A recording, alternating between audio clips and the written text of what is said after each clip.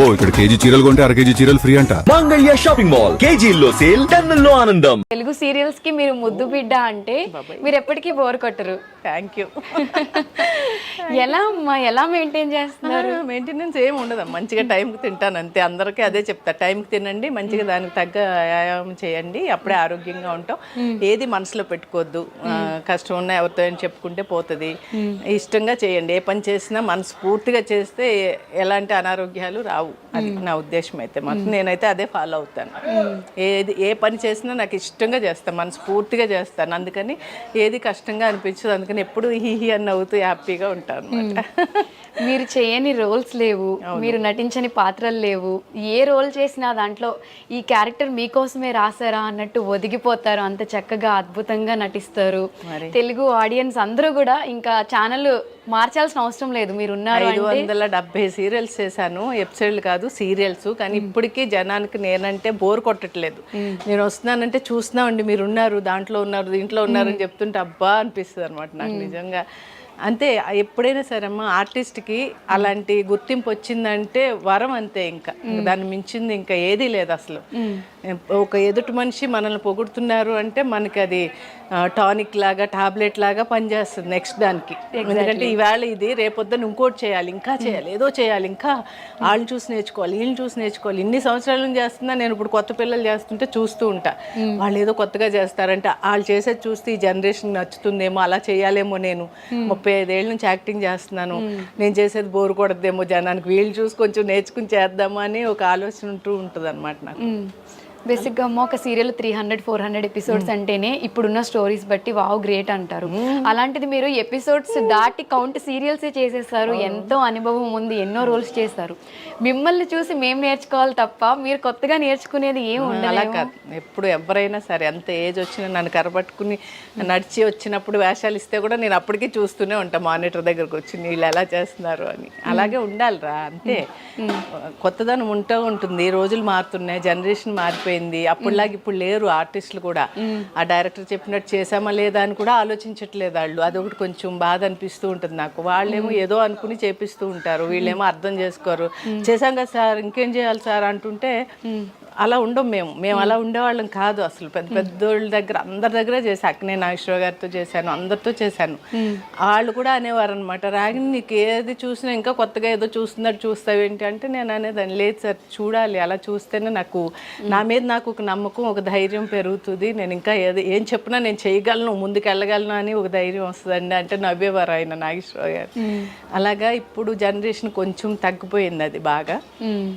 నేను ఇప్పుడు వాళ్ళకి అదే చెప్తా, డైరెక్టర్ గారు చెప్పింది చేయగలుగుతున్నామా లేదా, ఇంకా ఏం చేయాలి, ఆ డైలాగ్ ఇంకా ఎలాంటి ఎక్స్ప్రెషన్స్ ఇస్తే ఇంకా బాగుంటుందని నేర్చుకోండి అవన్నీ, అప్పుడే ఇంప్రూవ్మెంట్ ఉంటుంది. ఈ సీరియల్ చూసి నీకు ఇంకో 4 సీరియల్స్ రావాలి కదమ్మా అని చెప్తూ ఉంటాను అనమాట. అయ్యే మంచి మాటలు అన్నారు మీరు ఫస్ట్. ఎందుకు అంటే మీలా చెప్పేవాళ్ళు ఉండాలమ్మా. ఇప్పుడున్న జనరేషన్ లో ఏదో అగ్రెసివ్ గా కోపంగా వచ్చామా, ఒక మాట అంటే చిరులాడామా, ఒకళ్ళిద్దరు వింటారు, మూడో వాళ్ళ ఈవిడెప్పుడు ఎలాగ చెప్పుద్దని వెళ్ళిపోయే వాళ్ళు కూడా ఉన్నారు. అయినా కూడా చెప్తూనే ఉంటాం, ఎందుకంటే మా అమ్మ నాన్నగారు అది చెప్పిన మాటలు అలా ఉండిపోయి మాకు అదే తీరులో పెరగడం వల్ల నాకు అలా వచ్చిందేమో అనిపిస్తూ ఉంటుంది. నన్ను ఎవరైనా తిట్టుకుంటున్నారో ఒక్కోసారి, ఇన్నిసార్లు అంటున్నానని అనుకుంటూ ఉంటాను. మళ్ళీ ఏం కాదులే, తిట్టుకుంటే తిట్టుకొని వాళ్ళకి మంచి చెప్తున్నాను నేనని చెప్తూ ఉంటాను అనమాట. అలా జరుగుతూ ఉంటుంది స్టోరీ. ఇలాంటి వాళ్ళు చెప్తూ ఉండాలి, మేము వింటూ ఉండాలి. బేసిక్గా మాకు దగ్గరలో లేరు, మీరు ఉంటే ప్రతిరోజు ఒక గంట వచ్చి కూర్చుని అమ్మ చెప్పండి, టీచర్ లాగా నేర్చుకోవాలమ్మా. నిజంగా మీలాంటి సీనియర్స్ దగ్గర కాకపోతే ఎవరి దగ్గర నేర్చుకుంటాం. అల్లికలు, పూసలు గుచ్చేవి అన్ని నేర్చుకుంటా అంటారు ఆర్టిస్టులు వచ్చి. పాపం వచ్చేస్తాం అక్క మీ ఇంటికి, అవి గుచ్చడం ఎలాగో నేర్పించు, అల్లడం ఎలాగో నేర్పించు అంటారు. కానీ ఆ టైం ఉండదు కదా పాపం వాళ్ళు కూడా. అలా అనమాట. ఈ కూడా క్లాస్ తీసుకోమంటాం, మంచి మాటలు కూడా. సో అమ్మ, మీకు ఇంత బిజీ షెడ్యూల్లో ఈ కుట్లు, అల్లికలు ఇవన్నీ చేసే టైమింగ్ నేను కొన్ని చూసాను మీ వీడియోస్. అంత టైం, అంత ఓపిక ఎక్కడి నుంచి వస్తుంది మీకు? ఓపిక అంటే షార్ట్ అయిపోగానే గ్యాప్ ఉంటుంది. తర్వాత సీన్లో ఉన్నారమ్మా మీరు, లేకపోతే ఈ సీన్లో లేరమ్మా మీరు అని చెప్తారు. అప్పుడు ఏం చేస్తారు, ఇప్పుడు వచ్చే అమ్మాయిలు అందరూ చక్కగా మంచం ఎక్కి పడుకుంటారు. నాకు షూటింగ్ లొకేషన్స్లో బెడ్ ఎక్కి పడుకునే అలవాట్లేదు. 35 years నుంచి ఒక్క మంచం మీద కూడా నేను పడుకున్నదే లేదు షూటింగ్కి వచ్చి. అదొకటి మాత్రం ఈ విషయం ఎవరికి తెలీదు. తెచ్చుకుంటే నా చైర్ తెచ్చుకుని కాసేపు జారబడతా కనపడతాను తప్ప షూటింగ్ ఆ ప్లాస్టిక్ చైర్స్లోనే వెనక తిరిగి అలా జారబడి ఒక్క చిన్న అలా కళ్ళు మూసుకుంటే ఏమన్నా కళ్ళు అవి మండుతుంటే అది నైట్ షూట్లు ఉంటాయి కదా అప్పుడు, అంతేగాని ఎప్పుడు బెడ్ మీద పడుకోను. ఇప్పుడు అమ్మాయిలు ఎలా అంటే గ్యాప్ దొరికిందంటే డబక్కన వెళ్ళి పడుకుని అని నిద్రపోతూ ఉంటారు. నేను అలా చేయను అనమాట. ఆ గ్యాప్లో వెళ్ళి చక్కగా ఎప్పుడు నా దగ్గర కవర్లో ఉంటాయి కార్లో, అయితే ఆ కవర్ తీసుకురా అని చెప్తాను, తెచ్చిస్తాడు మా శ్రీశైలం. శుభ్రంగా అక్కడ పెట్టుకుని అన్ని గుచ్చి హీరోయిన్లకి అందరికీ చేతికి బ్రాస్లెట్, కాలికి నల్ల పూసలతో దిష్టి పూసలు అన్నీ గుచ్చి ఇస్తూ ఉంటాను అనమాట. ఏదో టైం పాస్ అంటే ఇంటికి వెళ్ళాక ఎలాగో పడుకోవడమే కదా, ఇక్కడైనా మనం ఫ్రెష్గా ఉండాలి. చూసే సీరియల్లో కూడా మనం నిద్రమొహంలాగా సీల్ చేస్తే ఏం బాగుంటుంది. అవును, అందుకని అలా ఉంటాను అనమాట. అలా అలవాటు చేసుకున్నా. అలాగే 100 చీరలు నేను పెయింటింగ్ చేసుకున్న షూటింగ్స్లోనే. అన్నీ చాలా చేశాను. అందరూ వాణిశ్రీ గారితో సహా నేను అల్లిన ఊలు, ఫ్లవర్స్ మూడే పెట్టుకున్నారు. సౌందర్య గారు, వాణిశ్రీ గారు, పాత లత గారు అందరికీ ఇచ్చా. మొత్తం గిఫ్ట్లుగా ఇస్తూ ఉంటాను. ఎవరైనా నేను చేసేటప్పుడు బాగుందండి అంటే చాలా సాయంత్రం వాళ్ళకి ఇస్తే కానీ నాకు మనశ్శాంతి ఉండదు అనమాట. లైట్లో అయినా కూర్చుని అల్లేస్తూ ఉంటాను అనమాట. మరి నాకోసం ఏం తెచ్చారు? ఏం తేలేదు, కింద అల్లి గుచ్చి ఉంది, కాలికి పూసలు ఇస్తాను. అవునా, బ్లెస్సింగ్ అది నాకు. తప్పకుండా. సో చాలా మంది సీనియర్ యాక్టర్స్ అప్పటి నుంచి కూడా మీరు ఇది చేస్తూనే ఉన్నారా? ఇప్పుడు నాకు అలవాటు చిన్నప్పటి నుంచి. మా అమ్మగారు వైర్తో బుట్టలు అల్లేవారు, తులసి కోట, పక్షులు అన్నీ వేసి వైర్తో అల్లేవారు. ఆవిడ చూసారు 2-3 రోజులు కూర్చుని, దీంతో ఏదైనా ప్లాన్ చేయాలి ఇదే అల్లికతో అని ఊలతో మొదలు పెట్టా అనమాట. మూడి అల్లడం, ఫ్లవర్ చుట్టూ ఫ్లవర్ అల్లడం, అలాగా ఇంకా అన్ని ఏదంటే అది పూసలు అల్లడం అన్నీ నేర్చుకున్న అమ్మని చూసి ఇంకా అలవాటు పోలేదు. నాకు చేతులు ఊరుకునే ఉండవు అనమాట. సో మీకు కావాల్సిన యాక్సెసరీస్ అన్ని మీరే చేసేస్తారు? ఇవన్నీ నేను గుచ్చుకున్నవి అన్ని, మొత్తం రకరకాల పూసలన్నీ. ఈ సీరియల్లో వేసే పూసలన్నీ నేను గుచ్చుకున్నవే అన్ని. దీంట్లో చాలా చక్కగా ఉంది అసలు. ఒక అందమైన వీడియో క్యారెక్టర్ ఇచ్చారు ఈ సీరియల్లో నాకు, రాధకు నీవేరా ప్రాణంలో. దానికి తగ్గట్టు యాక్సిడెంట్లో నాకు కాళ్ళు పోతాయి అనమాట. ఓకే, కాళ్ళు పోతే ఇంక వీల్ చైర్, కంప్లీట్ సీరియల్ మొత్తం వీల్ చైరే. ఒకసారైనా లేపండి సార్ కల్లోనైనా అంటాను, లేపట్లేదు మా డైరెక్టర్ గారు. మరి అడగాలి, అనురాధ మేడంని అడిగి తెలుసుకోవాలి. ఎప్పుడైనా ఒకసారైనా లేపి ఒక స్టెప్ వేస్తే బాగుండని ఉంది. సో త్రూఅవుట్ సీరియల్ కూర్చోబెట్టేస్తే మీలా పనిచేసి చలాకీగా ఉండే వాళ్ళకి అలా కూర్చోవాలి బెంగ వచ్చింది. కానీ మంచి స్టోరీ స్టోరీ మాత్రం చాలా బాగుంది, నాకు చాలా నచ్చింది. నిరుపమ్ గారు కూడా సూపర్ యాక్టర్. ఆయన ఆ అబ్బాయి గురించి చెప్పాలంటే అసలు మాటలు సరిపోవు. నిజంగా గ్రేట్ యాక్టర్ ఆ అబ్బాయి. చాలా సిన్సియర్. ఏ సీన్ ఇచ్చినా కూడా అసలు వాళ్ళ నాన్నగారి పేరు నిలబెట్టాడు ఈ అబ్బాయి చక్కగా. ఓంకార్ గారు ఎట్లా ఉండేవాడో సిన్సియర్గా, అలాగే ఈ అబ్బాయి కూడా. ఆయనది ఒక స్టైలు, ఈ అబ్బాయిది అసలు సపరేట్ అనమాట రూటు. నేను ఆయనతో కూడా చేశాను. ఆప్తుడు సినిమాలో ఆయన నేను వైఫ్ అండ్ హస్బెండ్ క్యారెక్టర్ చేశాము, ఓంకార్ గారు, నిరుపమ్ వాళ్ళ ఫాదర్తో. ఇప్పుడు ఆ అబ్బాయితో చేయడం కూడా చాలా హ్యాపీగా ఉంది నిజంగా. మంచి బిహేవియరు, చాలా గౌరవంగా ఉంటాడు అందరితోనూ. తన పనేదో తను ఎంతసేపు, ఇప్పుడు చెప్పాను కదా నెక్స్ట్ సీన్కి ఏం చేయాలి, ఎలా రెడీ అవ్వాలి, డ్రెస్సింగ్ కానీ, క్యారెక్టర్ కానీ, ఎక్స్ప్రెషన్స్ కానీ అన్నీ ఇంప్రూవ్ చేసుకుంటూ ఉంటాడు ఆ అబ్బాయి. అలాగే ఈ హీరోయిన్ కూడా హిట్లర్ గారి పెళ్ళంలో అది చేసింది. ఆ అమ్మాయి కూడా మంచి టాలెంటెడ్. ఆ అమ్మాయి కూడా అప్పుడప్పుడు చిన్నగా కోపగించుకుంటూ ఉంటుంది, ఉమ్మని మూత పడుతుంది, మళ్ళీ అప్పుడే మామూలు అయిపోతూ ఉంటుంది అనమాట. చిన్నపిల్ల కదా ఇంకా పాపం. నేను అనుకుని నవ్వుకుంటూ ఉంటాను, నేను అలా చేయకూడదు అంటే లేదమ్మో ఇలాగా ఉంటుంది, మళ్ళీ మామూలు అయిపోతూ ఉంటుంది అనమాట. ఆడపిల్లలు కదా పాపం, వాళ్ళని ఏమంటాం. అవును, మంచి స్టోరీ, చాలా బాగుంది. హీరోయిన్ మదర్గా ఇచ్చారు నాకు క్యారెక్టర్. Heroine mother. నాకు 2 కూతుళ్ళు, ఒక కొడుకు అనమాట. కొడుకు పెద్దోడు, రెండోది హీరోయిన్, మూడోది చిన్న కూతురు ఒక అమ్మాయి ఉంది. ముగ్గురిని పెట్టుకుని కుంటావిడ అందరు పక్కింటి వాళ్ళని ఎదురింటి వాళ్ళని పిలిచి లవ్ స్టోరీ చెప్తా ఉంటుంది అనమాట. నా లవ్ స్టోరీ తెలుసా మీకు, పాపం అక్కడ ఉన్నాడు ఆయన, అక్కడ ఉద్యోగం ఉందో లేదో మా ఆయనకి అంటూ ఉంటుంది అనమాట. అలా కామెడీ, ఫుల్ కామెడీ. కూర్చుని కూడా కామెడీ చేపిస్తున్నాను నాతో. ఎందుకు అంటే 3 years బెస్ట్ కామెడియన్గా నంది అవార్డు తీసుకున్నాను నేను 2006, 7, 8 గవర్నమెంట్ నుంచి. గ్రేట్ అమ్మా. ఇప్పుడు నందులు 5 వచ్చినాయి నాకు గవర్నమెంట్ నుంచి. కాబట్టి వాళ్ళు మరి అలా అనుకుని ఇచ్చారో ఏమో తెలియదు, కూర్చోబెట్టి కూడా ఓ ఫుల్ కామెడీ అనమాట. ఈ బాడీ మాత్రం అని చెప్తా ఉంటుంది అలా. సో మీకు డాన్స్ చేయడం బాగా ఇష్టం? చాలా ఇష్టం. ఇప్పటికీ క్లాసికల్ చేస్తూనే ఉంటాను. ఇప్పటికీ క్లాసికల్ చేస్తూ ఉంటాను. ఎవరిని పిలవని వాళ్ళదే పాపం అంతే. ఉందమ్మా ఇలా అంటే నేను చేయనా అండి అని అడిగేసి వెళ్ళిపోయే రకాన్ని అనమాట.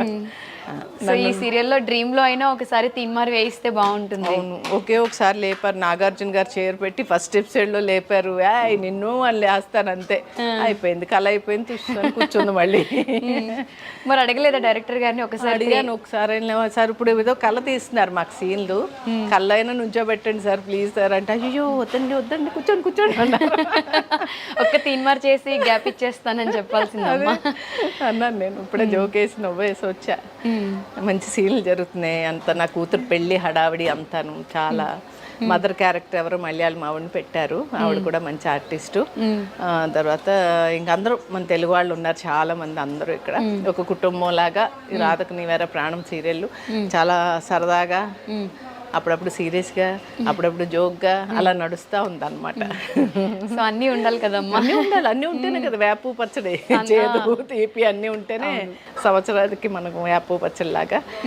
ప్రతి మనిషిలో అన్నీ ఉంటాయిరా, ఏది లేదని నన్ను. ఇప్పుడు ఎవరి మీద కోపం వస్తే నాకు కోపం వస్తుంది కొంచెం, అంటే ఎక్కువ రాదు, అంత రాదు కొంచెం.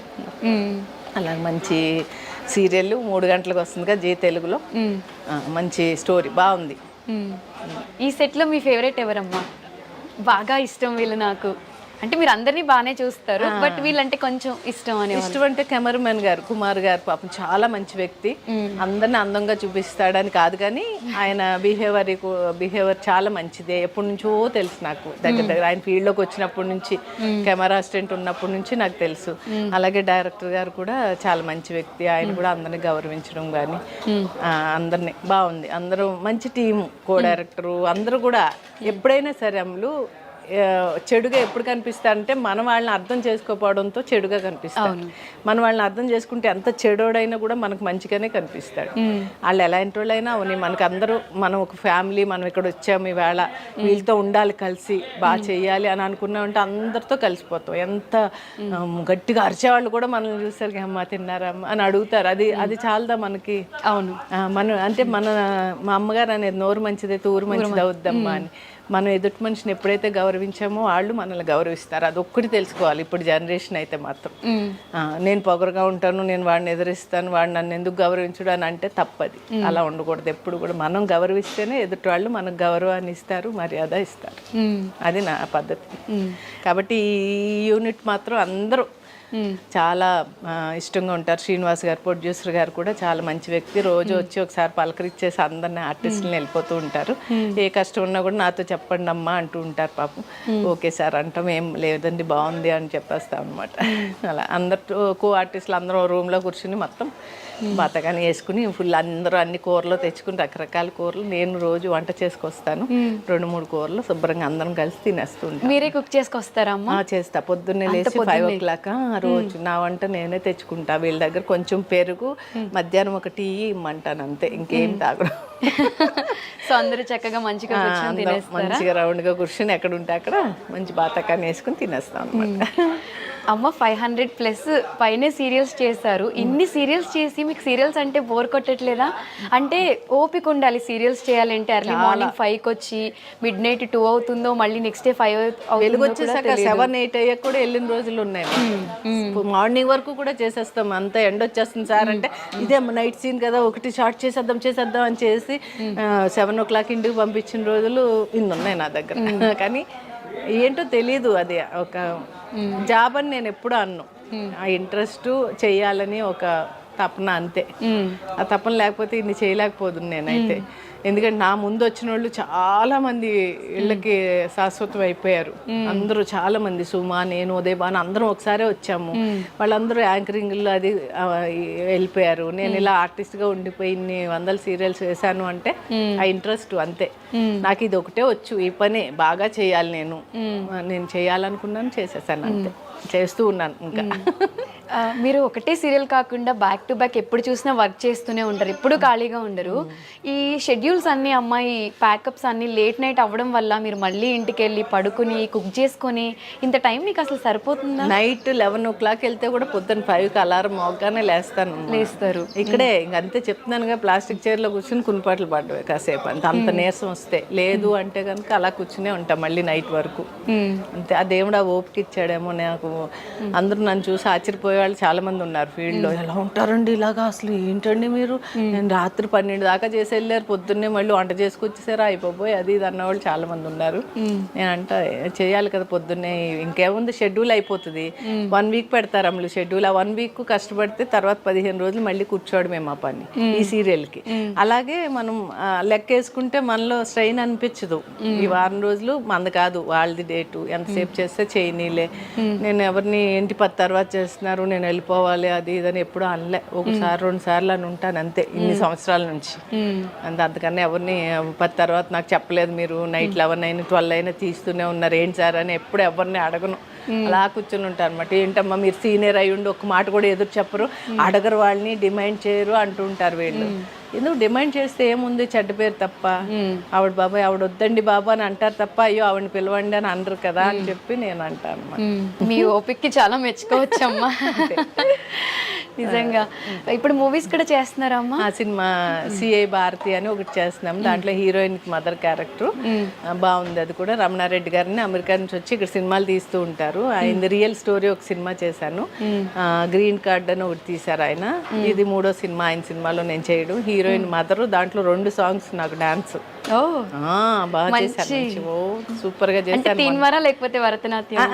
తీన్మార్ కదా, వైఫ్ అండ్ హస్బెండ్ ఒక సాంగ్. మొత్తం కాలనీ ఆడవాళ్ళందరం కలిసి అప్పడమే అప్పడమే అప్పడమే అనుకుంటూ ఒక పాట అనమాట. ఫుల్ అది ఇప్పుడు వచ్చే ట్రెండ్ లో మళ్ళీ మన ఇన్స్టాలో అది హిట్ అవ్వచ్చు అని అనుకుంటున్నాను. ట్రెండింగ్ అవ్వచ్చు డెఫినెట్గా, ఎందుకంటే ఆ ఊపు ఉంది ఆ సాంగ్ లో. చాలా బాగా చేసాం సాంగ్ అందరం కలిసి. చూడాల బాబా దయ అందరి అభిమానం అంతే.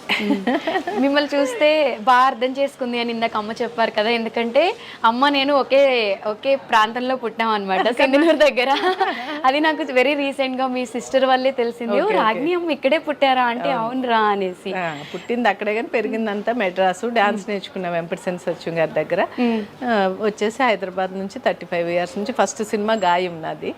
అక్కడ నుంచి సినిమాలు సీరియల్స్ అన్ని చేసుకుంటూ దూరదర్శన్ నుంచి గెంటుకుంటూ అన్ని ఛానల్స్ వచ్చేసరికి అన్ని ఛానల్స్ చేసేసాను. మొత్తం ఒక 570 సీరియల్స్ 180 సినిమాలు చేశాను.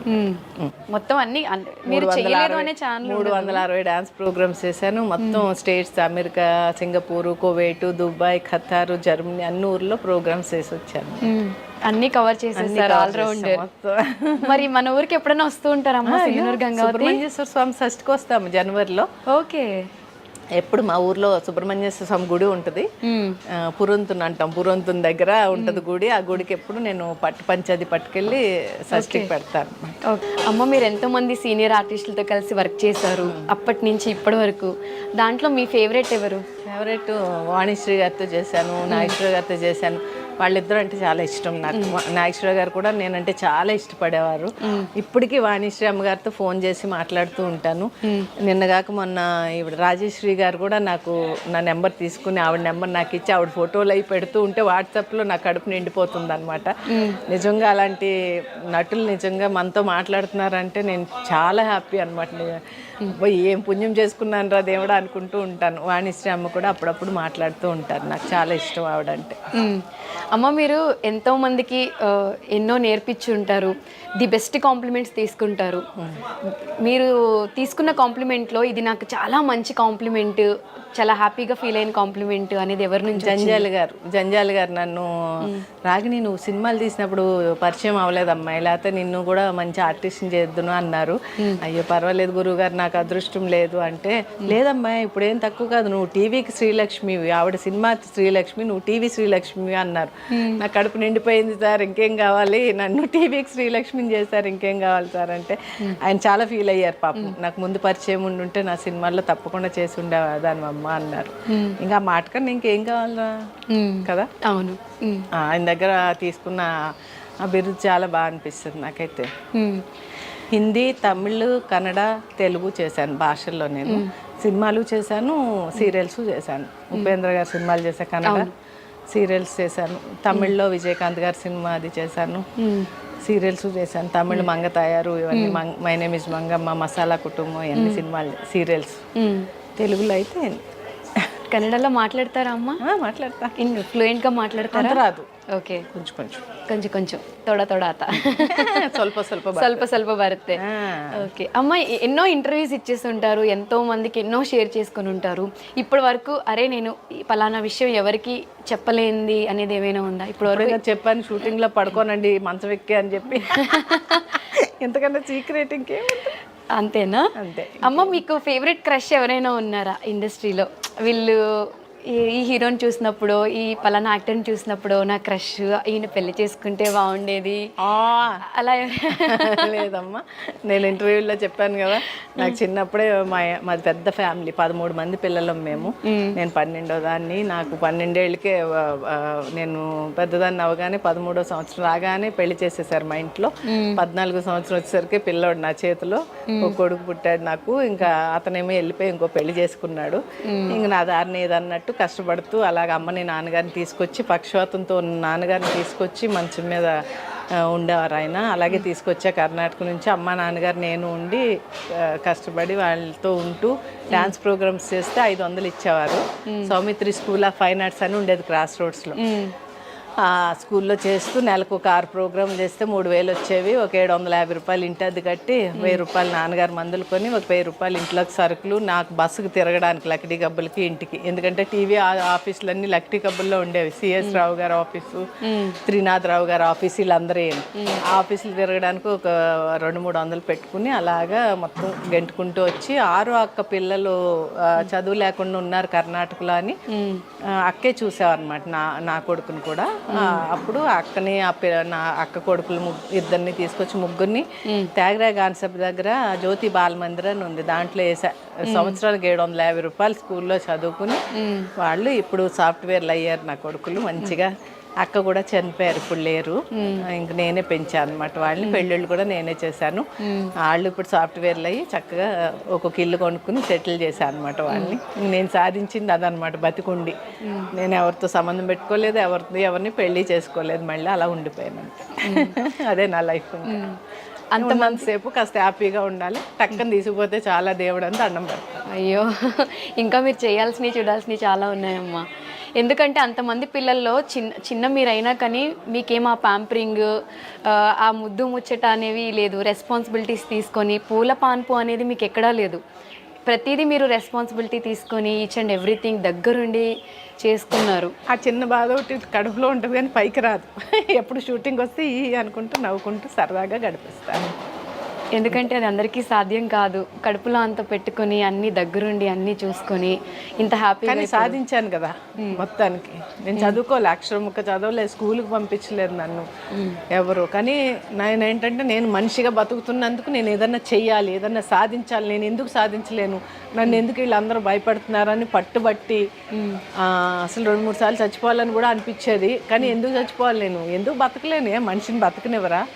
ఎవరితో అయినా సంబంధం పెట్టుకుంటే కానీ బతకలేమా ఈ పట్టణంలోనూ అని చెప్పేసి అలాగే ఉన్నాను. పట్టుదలగా ఉండి కష్టపడి ఎంత వస్తే అంత 300 ఇచ్చేవారు. ఒక రోజంతా క్యారెక్టర్ నర్సో పని మనిషో ఏదొస్తే దానికి వెళ్ళిపోయేదాన్ని, బతికిచ్చేదాన్ని కాదు. ఎప్పుడు పని కావాలి, పని అంతే. ఈరోజు ఏంటి, అయిపోయి రేపు ఏం రాలేదండి, అమ్మాయి పని అమ్మాయి వేషం చేస్తాం రాగినా వచ్చేస్తాను సార్ అని చెప్పేసి వెళ్ళిపోయేదాన్ని అనమాట. ఆ 300 తీసుకుని వచ్చేసేదాన్ని ఇంటికి. అలాగా ఎవరిని నేను ఇప్పుడు జూనియర్ ఆర్టిస్టులు కూడా చాలా గౌరవిస్తాను. అందుకే వాళ్ళందరూ నన్ను చూడగానే పలకరిస్తారమ్మా, బాగున్నారమ్మా, తిన్నారమ్మా రాగిని అమ్మ అని. ఎందుకంటే ఆ స్టేజ్ నుంచి వచ్చిన దాన్ని నేను కూడా అని ఒక ఆలోచన అనమాట నాకు. ఏం లేదమ్మా, మీరు అంత కష్టపడ్డారు కాబట్టి మీరు ఎంతో మందికి ఇన్స్పిరేషన్. మీరు ఇంత స్ట్రాంగ్గా ఉండి అనుకున్న సాధించారు. మీరు పడిన కష్టం మొత్తం మీకు నేను చాలా గర్వపడతాను. ఇప్పుడైతే అసలు నేను మనిషినంటే అసలు నాలాగా ఎవరు ఉండరు అనుకుంటాను. నేనైతే ఉండాలి, కాకపోతే ఉండాలని నేను అందరికీ చెప్తూ ఉంటాను అనమాట. ఎవరు ఉండరని అనుకుంటాను, నాలా ఉండండి అని కూడా చెప్తా వాళ్ళకి. ఎందుకంటే మనం ఏదైనా తలుచుకున్నామంటే చేయగలం. ఏదో పుడుతూ ఎవరు నేర్చుకుని రాము, పుట్టాకనే అన్నీ వస్తూ ఉంటాయి. ఎదుటి మనిషిని చూసి అన్నీ నేర్చుకుంటూ ఉంటాం. అలా మీరు కూడా ధైర్యం తెచ్చుకోండి, చక్కగా భయపడకండి. ఎవరికిను ఏదన్నా మంచి మాట్లాడండి. మనం చేసే పని మంచిగా చేయడా, ముందడిగేస్తున్నాం, ఇది వాళ్ళకి ఏమైనా ఇబ్బంది కలుగుతుందా అని కూడా ఆలోచించి చేయండి. అన్నీ మంచి జరుగుతాయి మీకు అని చెప్తా ఉంటాను అనమాట నేను. అది నేనైతే అలాగే ఫాలో అవుతాను అమ్మలు ఇప్పుడు కూడా. నేను ఏ పని చేస్తాను పిల్లలకి అలాగే చెప్పేదాన్ని, ఇప్పటికి అదే ఫాలో అవుతాను నా కొడుకులు కూడా. చేస్తున్నామంటే ఆ పని తప్ప రైట్, వాళ్ళకి ఇబ్బంది కలుగుతుందా, మనం కష్టపడుతున్నామా అని ఆలోచించి చేస్తాను అనమాట. అది అదే ఫాలో చిన్నప్పటి నుంచి. ఎవ్వరు నేర్పించింది కానీ నా కష్టమే నాకు బతుకుతం నేర్పించింది. ఇప్పుడు ఇంతమందితో సంతోషంగా ఉండడం నేర్పించింది. ఇంకా ఇంకా ఏదో చేయాలన్న ఆశ కలిగిస్తుంది. అన్నీ నా కష్టాలే, చిన్నప్పటి నుంచి పడ్డ కష్టాలే. ఒక పల్లెటూరులో పుట్టి పెరిగి అక్కడి నుంచి వచ్చి అసలు ఒక అబ్బాయి కూడా సాధించలేనిది మీరు చేశారు అంటే అది చాలా ప్రౌడ్గా చెప్పుకోవచ్చు. చాలా చాలా గర్వంగా. ఒక స్థలం కొనుక్కున్నాను, ఒక ఇల్లు కట్టించుకున్నాను, చక్కగా ఆ ఇంట్లో ఉంటూ ఒక కారు పెట్టుకుని ఇప్పుడు షూటింగ్కి వచ్చి వెళ్తుంటే నాకు ఎంతో మనశ్శాంతిగా ఉంటుంది. ఆ దేవుడు రోజు ఆ దేవుడికి అదే చెప్తాను, చాలు స్వామి ఎందుకన్నా ఇంకేం కావాలి ఏ మనిషికైనా కూడాను, ఇంకా చక్కగా మంచిగా ఇలాగే చూడు చాలు నాకు అనుకుంటాను అనమాట. ఏమి ఆశపడను, ఏది నాలుగు ఉంది నాకు లేదు, అబ్బో ఈవిడ ఎంత రెడీ అయిందో ఏంటో అలాంటివన్నీ మనకు లేవు. బాగుందండి అంటూ ఉంటాను అనమాట. ఎప్పుడు చిన్నప్పటి నుంచి నాకు ఆశ లేదురా, లేకపోతే చాలా కొని ఉండేదాన్ని, చాలా చేసుకుని ఉండేదాన్ని. ఏమి లేవు ఏంటండి మీరు ఇన్ని సంవత్సరాల నుంచి చేస్తున్నారు, మీకు బంగారం లేదో ఒక అరకిలో ఏదో అది ఇది అంటుంటారు అందరు జోక్గా. అంత లేదమ్మా, ఏదో ఎప్పుడు అంత హడావిడిగా ఉండరు, చాలా సింపుల్ గా నార్మల్ గా వచ్చేస్తూ ఉంటారు. అంతేరా, నాకు చిన్నప్పటి నుంచి అంతే. అంటే ఇంకంతే, అలా ఆ కష్టాలే అలా నేర్పించింది బతుకు. ఆ కష్టాలు చూసాం కాబట్టి ఇప్పుడు ఆ పెట్టుకునే ఛాన్స్ ఉన్నా కానీ అది మీరు ఇది చేయలేకపోతే ఇంట్రెస్ట్ ఉండదు. అంటే ఆశ ఉండదు. ఆశ లేనప్పుడు మనం ఏం పెట్టుకోలేము. పిచ్చి నగలు ఉన్నంత ఆశ బంగారు నగల మీద ఉండదు నాకు. ఏదైనా క్యారెక్టర్ ఇచ్చారా, ఇవ్వనోళ్ళదే పాపం నగలు పెట్టుకుని రిచ్ క్యారెక్టర్ అండి అంటానంటే ఇంక నన్ను మించిన వాళ్ళు ఉండరు అనమాట. మంచిగా అన్నీ రెడీ అయిపోవచ్చు, ఓకేనే సార్ అంట. కానీ ఒక్కటి డైరెక్టర్స్ ఏదైనా క్యారెక్టర్ చెప్తే ఇలా ఉండాలమ్మా, పల్లెటూరు నుంచి సిటీ వచ్చిన ఆవిడలాగా అంటే అలాగే రెడీ అయ్యి వెళ్తా. ఇలా చూసి పైన సూపర్ అమ్మా చాలు ఓకే రెడీ టేక్ చేద్దాం అంటారు అనమాట. గెటప్ ఇంట్లోనే రెడీ అయిపోయి వెళ్ళిపోతూ ఉంటా క్యారెక్టర్ చెప్పగానే. వీళ్ళందరూ ఇప్పుడు వచ్చే జనరేషన్ అందరూ ఇక్కడికి వచ్చి రాత్రి లేట్ అయింది అంటే అప్పుడు మేకప్ మొదలు పెడుతూ ఉంటారు. వాళ్ళు అనాలని కాదు, అలా ఉన్నారు జనరేషను. నేను ఇంట్లోనే 5కి లేచి వంట చేసుకుని 7 o'clock 7:30కి విత్ మేకప్తో సెట్లో ఉంటాను. విత్ మేకప్ మీరే వేసేసుకుంటారు? ఇంట్లోనే వేసుకుంటా, మేకప్ ఇంటికి వెళ్ళాకనే తీస్తాను అన్నమాట. అలా అలా అలవాటు అయిపోయింది. పాప వాళ్ళు అనాలని కాదు, అలా ఉన్నారు ఇప్పుడు జనరేషన్ అని నవ్వొచ్చి. మీ ఫ్యాన్స్ అందరికీ, మిమ్మల్ని అభిమానించి ప్రేమించే వాళ్ళందరికీ, అండ్ చాలామంది మధ్యతరగతి కుటుంబం నుంచి వచ్చే అమ్మాయిలు ఇండస్ట్రీకి రావాలి అనుకుంటారు. బయట ఉండే బ్యాడ్ టాక్ వల్ల దేనివల్ల చాలామంది రాలేకపోతున్నారు. మీరు కూడా ఒక మిడిల్ క్లాస్ ఫ్యామిలీ నుంచి వచ్చి ఇప్పుడు ఒక స్ట్రాంగ్, మీరు ఒక 100 మంది అబ్బాయిలతో సమానం అని చెప్పుకోవచ్చు. సో అంత స్ట్రాంగ్ ఉమెన్ మీరు కాబట్టి, సో అలా వచ్చే వాళ్ళకి బోల్డ్గా ఆన్సర్ చెప్పమంటే ఒకటి ఏమి లేదు, మన బిహేవియరే మనల్ని బతికిస్తాం. ఎక్కడికి వెళ్ళినా దూరంగా నుంచి బాగున్నారా సార్ నమస్కారం అంటే నమస్కారమే చెప్తాడు ఆయన. మొగోళ్ళు నేను ఎప్పుడూ తప్పు పట్టను.